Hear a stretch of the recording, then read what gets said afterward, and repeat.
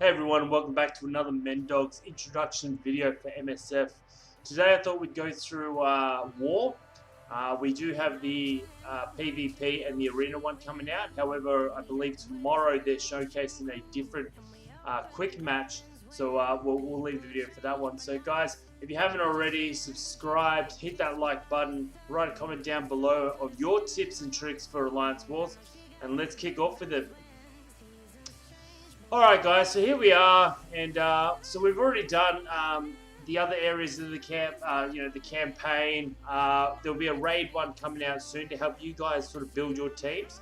We've done Blitz. We've done tips and tricks for Alliances. So today we're going to go through Alliance War. I had to wait because the Alliance War had to actually be up, but we'll go through tips and tricks and sort of how it works. So you want to make sure that you're in an alliance. That is at least semi-interested in actual PvP. So this is the entry spot. Kicks off at level 45. We have the alliance. Currently, we're winning, and we're versing this other alliance. So I go into battle, and this is their setup that they've got here. And you'll notice that some of the rooms are blocked out. With our defenses, you'll see that I'll be able to see that, and each 8 people is a particular person. So it's eight teams on defense, and then you can do up to 12, but you have to buy them. So it's usually about 8 battles. The currency, the amount of energy you can use is up here in the top corner, and that, as it sees, is quite a slow regenerating one. As I said before, you can buy them, and that's in the either through the Shame Pack, as Mobile Gamer says, through money, or you can also buy them through the Blitz store. So it's really important. So the flight deck have no real bonuses unless they've got the global bonuses. So we'll just go into Cargo Bay because that's where my teams are, and you can see that these are my teams on defense. Each sort of room has benefits. So the Cargo Bay apply 8 positive effects randomly to defendant allies, and each room has a different sort of either a specific room or it'll say like adjacent. So for example, if we go to the Med Bay, global. So you want to protect this with a really good team because 40% max health to all defendant allies. So that'll affect all your other teams that you've set on defense. There's ones for Enduring, I believe it's Security. Adjacent, so any room touching this will apply defense down to attacking enemies. Defense down, of course, means that they'll be taking more damage. And so it's very, very important for your alliance to not only cater on the actual size of the rooms, but also where you want to focus your defensive. Bridge doesn't actually have any bonuses per se. Apply counter. But the big thing for this is that 200 points. That's what it is, because the counter's fantastic for this room, but that 200 points can really win the war. You also want to be super proactive when you are doing your attacks, because the attacks are where it wins. So when you're trying to decide, especially if you're a lower TCP, player, you want to make sure that you save most of your stuff for attacking and not defensive. So we're in gold 3. The alliance is quite bigger compared to the rest of us, and so I'll show you sort of what we're versing. Now there's a way you can boost. So I can't obviously boost and attack things. It's showed by a gold frame. So we'll see if we can find one, and I'll sort of explain what my role is within these things. As you can tell, I can't really battle these teams. They're too high for me. My TCP is about 1,000,006 at the moment. And my rosters, as you would have seen if you've joined me on stream, is mostly focused on PvP, as well as getting those legendaries. So at the moment, I'm really just trying to build up the team, unlock that legendary, so I can get him, and then I move on to the next one. So I'm actually kind of looking forward to when we're back to Star-Lord, because then I actually really start working towards specific teams. Now, War is definitely not something that you should focus on.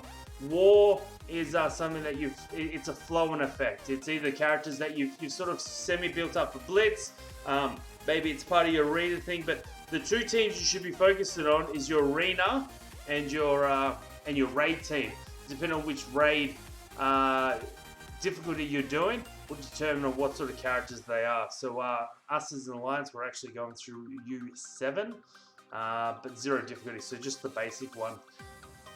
It just so happens that my raid team is actually my arena team, and that's where you should be focusing most of your resources as well as your T4s. However, eventually you'll build up a point where you can actually have teams for war and stuff like that. And there's certain teams that are really good for war defense. So I'll go through my one. There's 2 teams that I really do want to add to it. As Guardians are a very big staple for your defensive team, because in their kits they have benefits for war. A lot of characters, I'm not going to go through all of them. Fantastic Four are a really good one. Mercs are a fantastic one. Usually with Taskmaster, Riot Guard, and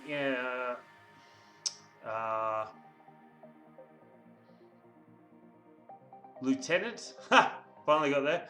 And then the other 2 are pick and match. I have seen Killmonger and Shuri in this team as well. The reason I've got Bullseye there is because he was my first 7-star, so I'm trying to level him up just for that, because damage dealers really gain a big boost out of red stars, and so that's why he's on my team. Marauders is a very good defensive team, can punch up. One team that I just worked on and I finally got sort of to a reasonable stage is my Red Skull team. Very good on defense. Usually you're taking those Inhumans in, or something that has to punch up pretty high. It's actually caught me on a couple of times. And the other really good staple is Black Order, obviously. Good on offense, good on defense. So as you can see there, when you go through war, they'll actually give you default teams, so you don't actually have to set defensive teams. And when you verse another team, you might find that rooms are just full of these shield minions. So you definitely want to get teams. If you want to help out your alliance and you're not too high in your alliance thing, so as I said, we're gold 3. You'll be facing all of these teams. So if you can build a team that can beat these teams, you can really score those points. So I'll go into participation now. So the main takeaways from that, though, is when you're looking at it, only officers can do this, but the placement of your rooms and where you're going to put your guys to really hold those rooms to keep those bonuses as long as possible. As I mentioned before, there's boost rooms. So what I do if I can't attack a team, it's donated by a gold barrier round, and I will attack that team with the full intention of losing, but it'll do 2 things. One is remove the boost. Second of all, being the AI, they'll use all their ultimates, hopefully, so an Asgardian team boosted is a real big pain in the ass. But if I can send a really terrible team in there, remove the boost, make Hela, Loki, and all of them use their ultimates on my shitty team, it means that someone else can come in over top of me and absolutely clear it. If you're coming from Star Wars Galaxy of Heroes, there is no, how much health did you lose? None of that. It's how many did you kill? 5, you gain 5 points. And once you clear the room, they're worth 50 points, 100 points, 200 points, depending on which room it is. You also want to be really quick when you are doing the attack, because obviously it is easier in the start because you've got your bonuses. Granted, they have their bonuses, but the longer you have, the less bonuses they have, the less bonuses you have. So you want to get in there. Wars are won on speed. A couple other things is, as I said, the info, we are gold 3, and there's different leagues. So depending on where you are, and please feel free to write in the comments sort of if you need any tips and tricks.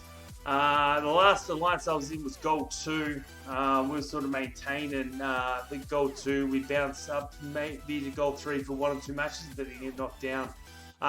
Matchmaking, let's be honest, isn't the best in this game. The rewards are fantastic, so you definitely want to get into alliance. So these are the rewards we're kind of getting: 15 T4s, some SBCs, and some currency there. Presuming that we'll just start out with a new alliance. No T4s, a lot less SBCs, and a lot less currency. So you want to make sure that you're in alliance. That's as competitive as you want to be. Obviously, with the War Store, some very good characters in there. Sif, Mr. Sinister just got added in there. A lot of gold gear. I've just finished my farm for Sif. I've also got Mr. Sinister at 5-star, so now I've moved on to most of the gear so I can finish my black box, get him gear 13, as well as Symbiote Spider-Man to Gear 14. So very important currency, and something that you should not be wasting on Nobu, Cable, or Mercenary Sniper. I mean, you don't even use him. So just make sure that you're keeping that currency primo. They've got the leaderboards, obviously, depending on where you are, but obviously the higher your alliance is, the more T4s you'll be winning after the end of the season. As you can see, this season has another 12 days and 10 hours to go. And participation, so especially if you're an offset, you want to be checking here, you want to be seeing, who's attacking, who's not attacking, who's really holding you back in that. Another cool thing is if I click on the person, I can actually see their roster from here. Can't tell what they've put on defense. I can go to the room and check their defense, but you can actually see their roster from here and see, alright, so they haven't had an attack, but I can look at their roster and yeah, we've only got 400k teams in there. He's not going to be able to do that. That's okay. So something very important on there as well. And then it shows you damage points and stuff. And sometimes that's a bit misleading because obviously if we're versing some big teams, it's very hard to sort of get there. But yeah, guys, that's it for the Alliance War. It's really fun part that I really enjoy in this game. And one of the gamers that I would like is GAC from Star Wars Galaxy of Heroes, which is essentially a one-on-one player of this. So I don't know how they would do that, but yeah, guys, if you have any questions, please put them in the comments down below, and have a great one. And catch me on Twitch Sundays to Thursdays, sometimes on the weekends as well. Join the Discord, link is in the description down below. And as always, have a good one, guys. Cheers.